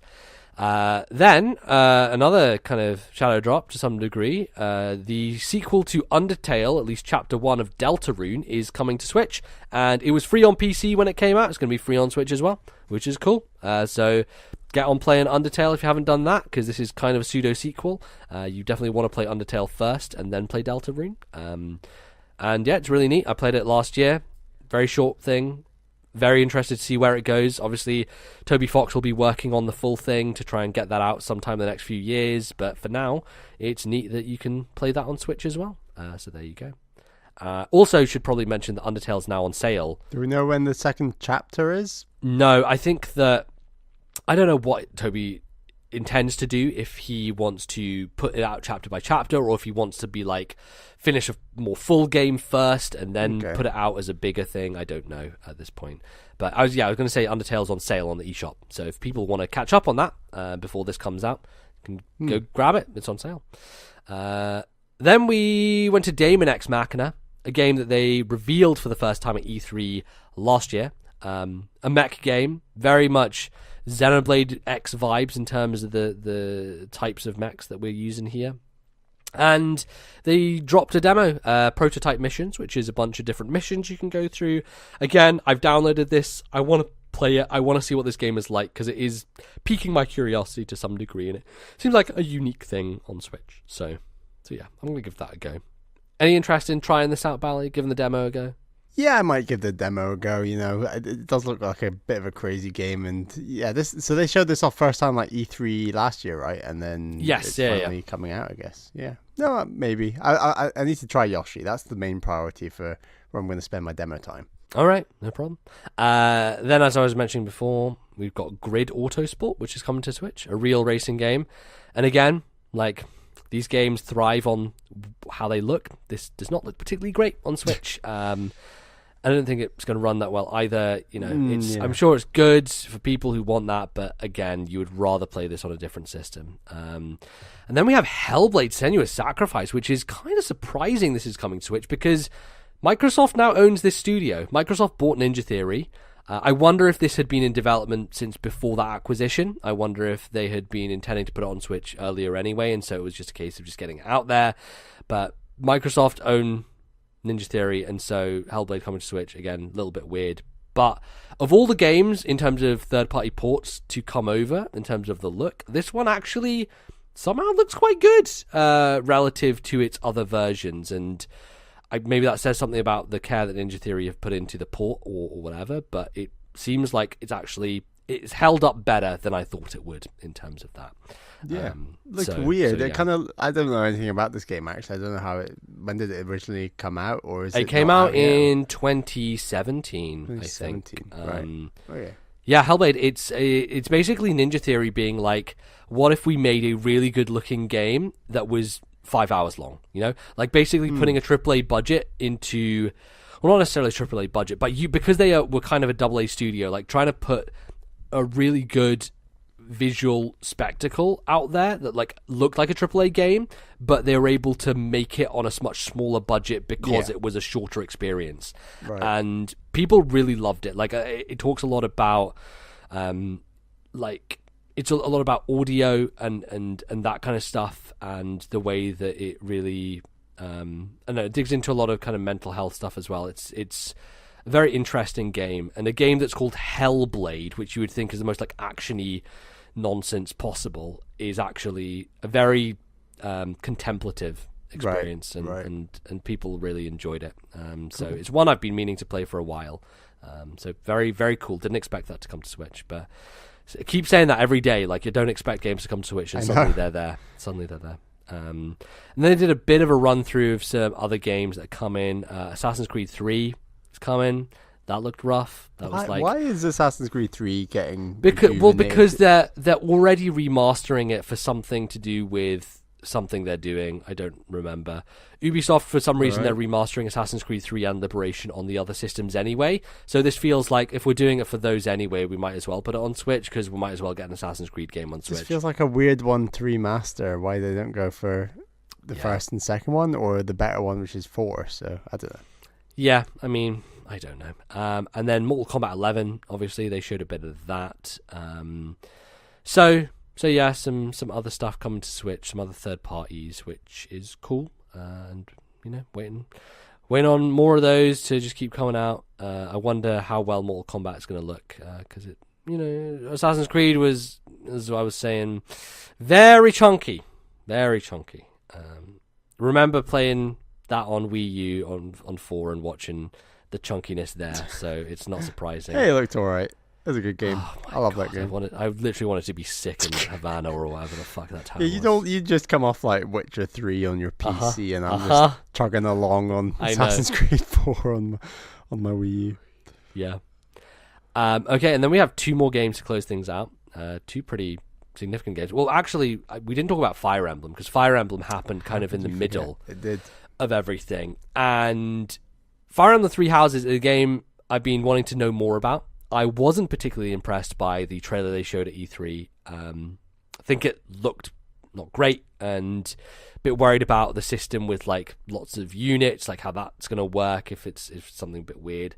And they basically revealed that this game is anime high school Fire Emblem, which I'm fucking down with. I'm so down with this idea, because if it's anything like, Danganronpa / Persona / whatever, all these types of games that I'm really into, that's what I want, man. Like, it's like Hogwarts meets Fire Emblem. Everyone was talking about like all the different houses and like how you're the house master of one of the houses. And I wonder if this is going to be similar to Fate's, not in buying 3 versions, but maybe you can play through it multiple times because you have to choose one house that you're like the professor of or whatever. So like, maybe there is a divergent grass, water, fire. Yes, maybe there is a divergent storyline depending on which house you choose, and that would mean I would play through this multiple times, which of course I would do that, because I did that with the last game. I put fucking 100 hours into Fates probably overall if we add all the times up, and I loved it. I thought that was great. But Three Houses definitely looking a lot better as well. I think visually it's impressed me much more this time. Felt a lot crisper. Felt like they've really honed in on the kind of design of the characters. I really like the design of the characters. They feel a lot more close to older Fire Emblem character design as opposed to the more anime aesthetic of the newer games. It has systems where like your students have to study to learn stuff, and obviously there's going to be relationships between the students, and I don't know, man, it really does feel like they are blending things that I really enjoy into Fire Emblem, and I do like that Fire Emblem isn't afraid to try something a bit different, and it has done this over the course of its lifetime. It's one of those series that is much more bold than, say, Pokemon or Animal Crossing, but it's not as drastic as maybe what Zelda has done recently. Fire Emblem is this really nice middle ground of the core idea is always there, but they really go in these different directions with it and try a lot of unique things. So I'm so excited to play this now. It's coming out in July. I really want to see what the structure is, and a bit annoyed that the main character is another fucking blue-haired, non-talking, annoying fucking generic character. But whatever, it feels like that's the direction they've gone in since like Awakening was such a success with choosing your own and customizing, and I think that's a big part of what people like about the new Fire Emblems.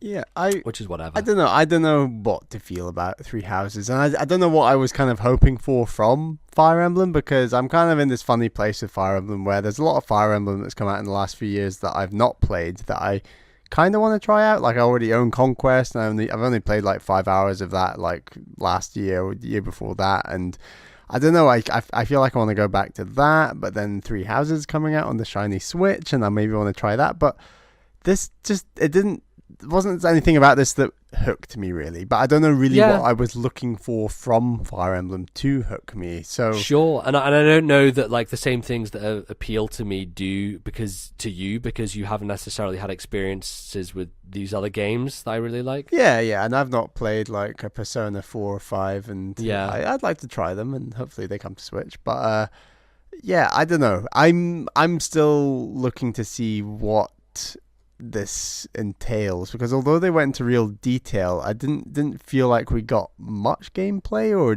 was I just half asleep? Yeah, I mean, I think a lot of it was in terms of like the actual combat and like traditional turn-based Fire Emblem, no, we didn't see a lot of that. A lot of it was focused on the cathedral place, and in typical Fire Emblem style, they start off with like a whole fucking spiel about the continent and the three houses and the history and the lore, and it's like, I get it, Nintendo, like you really like doing this stuff, but this turns a lot of people off when it comes to these presentations. When they go me personally, in like depth, you're like, oh my god. Yeah, I'm fine with it on a personal level, just because I enjoyed that stuff in Fire Emblem. But I need to see that giant bomb, watch it back, and they're probably like falling asleep as they go crazy in depth on Fire Emblem. No, but like it's one of those things that in the game I'll pay much more attention to this stuff. Like, I don't need to know this stuff now. Like, get me more into the base mechanics and the things that you've changed that way. And I think they really explained a lot of cool things about what you can do in that place, like in the school environment, which gets me excited because that kind of that weird mundanity of the way Persona works with like daily things that you do in like upgrading your little stats. That looked like they were doing some of that stuff in this game. Yeah. So that excites me. That's real cool. Okay. So that's coming out, like, as we said, June and July. Mario Maker and Fire Emblem back to back. I'm going to be like a fucking pig rolling in shit, my friends. I'll tell you what. Then they closed it out with two big announcements. The first one, I swear to fucking God, was a Monolith Soft game. I was so convinced that Astral Chain, this new Platinum action game, was a Monolith Soft game. Down to... I was convinced it was Bayonetta 3. Well, you're just a lunatic because you don't know what Bayonetta No, I thought like. Bayonetta was going to come into the trailer, like the style of the fighting and everything. No. But as it's obviously Platinum Games, I thought it felt just like what Bayonetta looks like. Yeah, well, the fighting wise, but like the art style's nothing like. That's not what Bayonetta. Yeah, I thought this was a radical leap for Bayonetta. I wasn't saying they were going on with the same. Okay. I mean, like, I don't know. That seems a bit lunatic to me. That's what Bayonetta's all about. Yeah. Well, this is like a completely different world. Never mind, pal. You haven't played Bayonetta, so I would understand why you would think that, but also that doesn't make any sense. So, like, down to the faces, down to the music, down to the fucking voice acting, like, this was screaming at me as a Monolith Soft game, aside from the combat, which clearly, like, I don't know if Monolith Soft can do stuff like that. So that was the thing. I was like, oh man, if Monolith Soft are doing a game like this, that would be pretty interesting. The red flags, obviously, were, of course, the fact that it wasn't the thing that we have known about the Monolith Soft have been working on, which is like that kind of fantasy setting action RPG. So that was the thing that I was like, is it not? And then it flashes up Hideki Kamiya, and I'm like, well, no shit, it's Platinum. And then one of the directors from Nier Automata is listed here. This game looks fucking rad. I don't know how you felt about it, but I was watching this trailer being like, yeah, man. Like, yeah, I'm really into this. And Platinum are known for making games that just play so fantastically and have such a distinct style to them. And this game certainly has that. It's very anime, but it is very stylish as well. And there are so many cool things that go on. I'm very down with this. I feel like I'm going to play this when it comes out, man. I don't know. Yeah, I wasn't that into it, to be honest. I'm not that into like anime. Oh my god, loads of stuff going on the screen. Third person character. Yeah, you're not a big fan of like character action games. Yeah, like, and I've tried the Bayonetta demo and it just didn't hook me at all. And like, I don't know. I was just thinking, man, what is wrong with you as a human? What is wrong with you? I was like feeling pretty glum that this was the last announcement. To be honest, I was like, oh, I hope there's one more thing. What is this? Yeah, and I don't know. As much as I like Xenoblade 1, I'm not holding on for what Monolith Soft are working on either. So you're not a Monolith apologist like I am. I'm not a what? You're not a Monolith apologist like I am. A Monolith apologist, exactly. Yeah. Like, so whether it was Platinum or Monolith Soft, I'm not overly a fan of either of them that much in the same sense that you are. So I was kind of like... Yeah. And I'm not like a huge Platinum Games fan, you know. Like, I think Bayonetta is phenomenal, but I really haven't... Didn't Platinum work on Star Fox Zero? Yes, they did. Well then, yeah, I love Platinum. Yeah, they're great. Yeah, there you go. That's your favourite Platinum game, is Star Fox Zero. That's my favourite Platinum game. That's the one. What a dumb thing. That's so stupid. Love that game. Like, I really want to play Nier Automata at some point. I really Want to play Bayonetta 3? Obviously, I want to play Bayonetta 3. That's the big game from them. And they mentioned it, and Koizumi's like, and I assure you want an update on Bayonetta 3. They're still making it. It's going well. We'll see you soon. And so it seemed like, that was going to be the last announcement, and I was like, that's cool, Astral Chain, that seems amazing. Had it ended there, as much as I wasn't hyped for Astral Chain, I would have still been like, that was an incredibly solid direct. I'm happy going into 2019. And then... Yes. And then they dropped a bomb. Oh, God. I love it when a trailer opens and you don't know what the thing is, and you're trying to, like, spot things to try and work out. So the second it was at sea, as soon as you see that shot of his lower body with the rope, I was like freaking the fuck out. I was like, holy shit, are they making an animated Zelda in this style? Which they aren't, but I mean the style for this game is off the charts.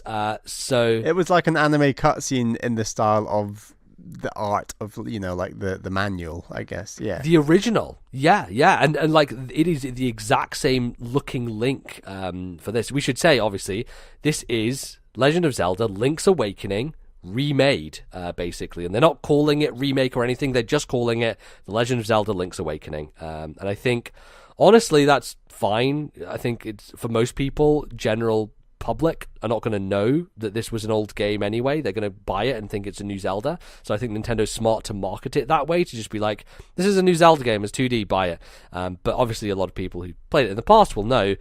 And after watching that cutscene, I'm like, are they going to show anything, or are they just going to leave it at that with a logo? And then they cut to gameplay, and this is one of the most unique art styles I have seen. It is so fucking adorable. It is like... It's like good feel. It looks incredible. It does, yeah. Oh, God, I cannot get over that art style. I was losing my shit watching this. Just like, I cannot believe this. And like, I would highly recommend anyone to check out Brian Altano's reaction to this online. Because his favourite game of all time is Link's Awakening. This is his favourite game of all time. He's been predicting a 2D remake of Link's Awakening for quite a few years, especially since the Switch has come out.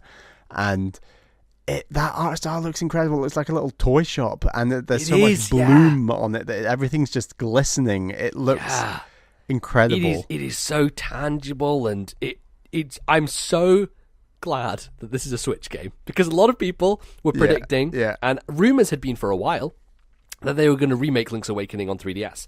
Like that'd been a thing that had been going around the rumor mill for ages and ages. And I wonder if this started life as a 3DS game, they decided partway through development to switch it over. But I don't know, because it looks so distinct in its style and its cohesion that it feels like it must have been made for Switch from the get-go. Because I don't know how you transfer that across with such ease otherwise. What did you think of the original Link's Awakening? I like Link's Awakening. I think you are definitely much more positive on it than I am, especially when you played it that year. You really loved Link's Awakening. I don't know how your feelings have changed over time. Yeah, they changed when I played Oracle of... did I play Ages and you played Seasons? Yes. Yeah, so that they're kind of like a take on Link's Awakening, similar like mechanics and structure. No, I played Ages, you played Seasons. Right, got you. Yes. No, you're right. Yeah. So I thought Seasons was... like, it felt a bit of a step down from Link's Awakening, but in reality, I think those games are actually fairly similar, and I think I'd just become a bit tired of that formula. So, I was really hot on Link's Awakening when I played it. I don't think I'd be as hot going back, perhaps, but with that shiny new art style, my God, I'm into it. Yeah, I think for me with Link's Awakening, dungeon design was the core of my problem with it, and it was mainly to do with the maps and how they functioned with the underground areas and how you would get around them. Yeah, and I'm sure they'll fix that Eagle's aspect. Tower, which is a dungeon that many people revere and love, was just a fucking frustrating exercise for me. It's such, like, getting that ball to go where you want it to is such a tiresome thing. If you make one mistake... Oh, it was so fucking annoying. Like, you make one mistake, you have to go round like 17 different rooms just to get it back where you want it to be. It drove me insane. I strongly dislike that dungeon. I strongly think that Link's Awakening has not very good dungeons overall. I just don't... For me, that 2D style of dungeon design on the Game Boy was not great. And I didn't like it because it felt like if you mess something up, you had to take the long way round more often than not to get back to where you should be. I'm interested to see how true they stay to that formula, because if they stay crazy true, I think a lot of people will not be too happy with how tricky and tough a lot of aspects of this game are. Because I don't think so. I think it looks like they are modernizing it in a lot of ways, and it feels like they're probably going to tone down the difficulty. They're probably going to make it just... Here's the thing I'm most excited about. Not going to have to open the fucking menu every 2 seconds to change out my items. On the Game Boy, you had 2 buttons. You know, it wasn't enough. It wasn't helpful for a Zelda game where you get so many different things from all these different dungeons. You have to constantly rotate between them. Like, having the ability to use the feather and jump all the time, just on a button. I mean, even Minish Cap has that problem to a degree. It feels it very does, like, yes. Oh, here we go, right? Yes, yeah. I think Minish Cap gets around a bit more with the shoulder buttons and stuff like that. But yes, that is probably the biggest change they're going to make, is like they actually have like an abundance of buttons now to put things onto. So you really don't have that issue anymore. And you can have things constantly equipped and not have to worry about losing them, which is great. Like that just modernizes it even more so. So yeah, I'm jazzed about this. Wow. It's 2019. They haven't given a month. I imagine this is like a November game. Yeah. Feels like alongside Pokemon, like Zelda and Pokemon. Luigi's Mansion, they didn't mention. I feel like that's October. Like that has to be an October game. And Animal Crossing, we still don't know anything about, and I'm curious. I don't know when that fits the lineup at the moment. But I mean, I was thinking, it's rare you get a year where Nintendo just do not shine any light whatsoever on Zelda and Mario. I guess you could argue last year was that year to some degree. I guess it's Mario Party. I don't know. That doesn't count. But yeah. But it felt like it was very light to go for yet another year without Mario and Zelda. And obviously we've been talking about that Zelda ratio since Ocarina of Time every other year. And it just felt it was due. And wow, has Nintendo like buffed up their lineup for 2019. And like we said, they're all in the second half of the year, and maybe that's not ideal. I mean, for me personally, I've got so much to play right now that's absolutely fine. Right. But yeah, wow, what a strong lineup. Like Zelda, 2D Zelda coming to Switch in 2019. That is an like incredible closer to like what. Yeah. And what given their current 2019 lineup, it feels a lot better in terms of like they don't have to worry about delaying Metro Prime 4, because honestly they don't need it this year. Like they really do not. They may need it in 2020, and it's not going to be ready for then, obviously, because it's restarted development. But what they already had announced for 2019 was enticing enough. Like the fact that they had Fire Emblem, Animal Crossing, Pokemon, pretty much all lined up, Luigi's Mansion, those 4 already lined up. Yeah. To add on top Mario Maker fucking 2, Link's Awakening remake, you know, that's huge. Really taking Absolutely it to the next huge. level. And obviously you have things like Yoshi thrown in there. That's great. And obviously like you have the kind of third party anime games like Daemon X Machina and Astral Chain to like fill out the lineup. And it's like, solid. With Nintendo having such a stellar year in 2017, and then 2018 was distinctly lighter, it felt.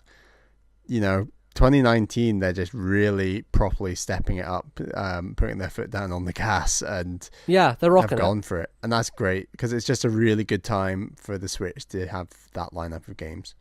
Yeah, and it definitely is. We're back in 2013 3DS when it hit its like put pedal to the metal and really accelerated. No 3DS this direct for the first time in forever, and since the 3DS. And there you go. That feels like a statement to me. That feels like we're done. We've moved on. And I know that there's people like celebrating, hey, the 3DS is dead, but there is still something nice in my mind that chapter might now be closed, and like the all focus is on Switch. Like it's a really naive, silly thing to think, but you know, there is something nice and clean about the idea that all focus is now on Switch. Hopefully, we'll see. Yeah, it's good. I think it's taken them longer than we thought, but after they reported those sales of like how massively the kind of 3DS games they put out last year tanked, you know, I think they understand at this point no one's buying stuff on that system at this point in time, which is a shame. And you know, nothing against the 3DS. 3DS is probably one of my favorite systems of all time. It's phenomenal.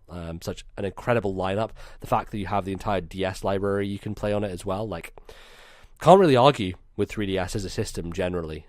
But give it its salute off into the sunset, because it served its purpose, and we've moved on. We've got bigger and better things to do. So yeah. Overall thoughts on the Direct, Bally? How are we feeling? Incredibly strong. I know that there were some strong directs you mentioned with like Link Between Worlds before, but for me, this was my strongest direct ever, to be honest. Just about. Wow. I loved it. I think that there's certain things I still want to hear about. I want to know more Smash Brothers stuff, but they're definitely teasing that for later on. And yeah, we didn't even mention that. Like, Smash Brothers is a thing that's going to exist in 2019 and be a big part of their lineup still. Just the constant update to characters is going to make that game stay in the conversation for certain. I was surprised by how many of like the weird off-wall games I was into. Like, I didn't expect for a Platinum game to cap me like that, and I think a lot of it has to do with the fact that it feels so much like a Monolith Soft game that I'm super into it. Maybe I've like my brain tricked itself into being like, man, I have to like this because it's a Monolith Soft game, and then I realized it wasn't. I'm like, oh, okay. I mean, I still like it, but like, what? How is that not a Monolith Soft game? So yeah, that's pretty awesome. It was interesting that there was no Animal Crossing, no Luigi's Mansion 3. Prime Trilogy's been rolling around in rumors forever, it feels like. Yeah. And what is up with Prime Trilogy? Are those rumors linked to something, or are they just hopeful? I don't know, but like maybe that's another announcement that they're saving for a direct later in the year. Who knows? But yeah, a little bit strange that wasn't announced. And following the Metroid Prime 4 news, it would have been a nice little, well, there you go, have a Prime Trilogy on your Switch. I don't know.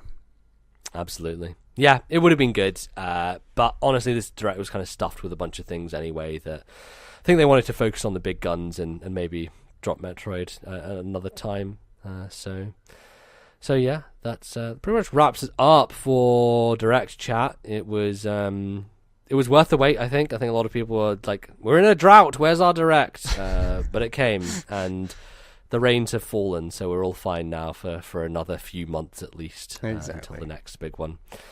So yeah, that's pretty much going to close out the show. Thank you everyone for listening, sticking with us. A lot of things to plug at the end here. Of course, remember that we have our next Backlog Club, which is coming up soon. It is Luigi's Mansion, the 3DS version. Of course, if you have the GameCube version, feel free to play along with that one as well, or provide your thoughts on that's going to be episode 139. Yes, it's going to come out Monday, March 18th. Yes, so about a month or so from now, that we'll be talking about Luigi's Mansion. I need to get ordering my copy so that I can get through that and have some thoughts about it that we can chat about. So feel free to send us your thoughts, obviously on our Discord and things like that, but also to our email address, which Bally will tell you now. thisnintendolife@gmail.com. That is thisnintendolife@gmail.com. Please send us your thoughts on Luigi's Mansion for our 6th Backlog Club, and any other emails you have. What were your thoughts on the direct? Because we want to hear them. You can also comment in our Discord server. Hop on over there, link in the description of this show, or hit the link from our Twitter account at TNL Podcast. We got loads of discussion going on in there. Yeah, so you can follow us over at TNL Podcast for links to Discord and YouTube. You can follow me on Twitter at LordNBZ. Bally, where are you? I'm on Twitter at Ballyman91. That's BALLYMAN 91. Good stuff. You can find the show in various places. We're on iTunes, we're on Stitcher, any good pod-catching app. And iTunes is a good place to go because you can review people on iTunes and tell them what they think, what you think about the show. That helps a lot of people find it, and we've been getting some good reviews lately, which is great. Put out the call, and people have been sending some in. So, Bally, you have a couple there. Yeah, I've got a couple to go through. Yeah. So we got a 5-star review from Jason Lee 99. Thank you very much. He says, I've been a listener since around episode 30 and quickly caught up with the earlier shows once I discovered it. What makes this show so great is the chemistry between the two hosts. They've been friends since they were little kids, so they can easily converse and debate without it being hard on the listeners' ears. They are also both great at describing what they like about a game. Anybody can tell you what they don't like, but few can pinpoint what makes a game great for them. These two both excel at it. I'm surprised this podcast isn't more popular than it is, because it's good, if not better than many of the other Nintendo podcasts. My only concern is it's not as Nintendo heavy as it used to be. While it's still Nintendo focused, expect to hear about PS4 and Steam games as well. Regardless, highly recommend. I feel like my ego is in danger here, Bally, on this segment. We've got more great things. We've got more. All right, great. You want to hear another one? Well, thanks. Thanks, Jason, for that review. Very, very kind. So we have another review, I should say, from Curtis Among Us. I've been a subscriber since December 2016. My childhood was all about NES, SNES, TurboGrafx and Xbox, but the Nintendo years were the best. Bally and MBZ are true experts in the video game world, so they give great insight and opinions that you can relate to on everything Nintendo, plus some PS4 and other games. I've no problem listening to the entire podcast every 2 weeks and don't get bored with their topics. I searched everywhere for a good Nintendo podcast, and this was the best. I can honestly say that I wouldn't have gotten back into gaming and purchasing a Switch if it weren't for these two. Great show and content. Please keep up the good work. Well, thank you very much. Bally, it'd be nice if you could write some more of those fake reviews. Yeah, I know. I've got to find more bot accounts, and we'll line up a couple for next time. Yeah. No, really, guys, though, thank you for doing that. It's so helpful for the show. Lets people know that, it's a podcast worth listening to, because I think there's lots of podcasts out there that maybe not worth listening to. It also flagellates our egos massively, so it's a good thing all round. It's great. We love brilliant. Okay, that I think is gonna close things. We obviously have our Patreon where you can go and support us over there, and Bally would like to thank our Patreon supporters as well before we leave. Yes, thank you very much to our two $10 tier patrons. They're, of course, my girlfriend Caroline and Atari Alex, and our sponsorship level tier level, both of them supporter, of course, Daniel V. Thank you so much for your support. We should say we've just done our 8th episode of TNL Ranks that came out this month. Yes. So if you want to download all 8 episodes of TNL Ranks, that'll be $2, which I think is a pretty good deal for 8 episodes of Ranks, to be honest. Yes, good stuff. We did our favorite towns and cities in video games, which is a fun one. Really, really great lists we put together. So if you want to hear that, head on over to patreon.com/This Nintendo Life. Absolutely. All right. Well, unless we have anything else to say, I think that's pretty much going to close us out. I think that Direct was great. I think that, we're going to come to a point again where the Nintendo faithful will be screaming about there not being a Direct. I think we just all need to calm down a little bit, because Nintendo, they delivered this time. They have the goods. 2019 is going to be a great year. I'm looking forward to it. I think it's going to be some good stuff. So. 2019 has gradually been becoming a better and better year for Nintendo. They've been really excellent at gradually getting out announcements. It would be nice if their calendar wasn't like June through December. Like, it'd be nice if they acknowledged that January through May exists. I have no idea what they're going to cover at E3, because they've got I don't know how they're going to still surprise us at E3. I think that might be an uphill battle, but we'll see. Maybe. But I'm sure we'll hear more about Animal Crossing and Luigi and things of that nature. But we'll have to wait for that. Of course, we'll be back in a couple of weeks' time talking about what other crazy things got talked about with video games and Nintendo. But until then, thanks everyone for listening, and we'll see you very soon. Bye-bye.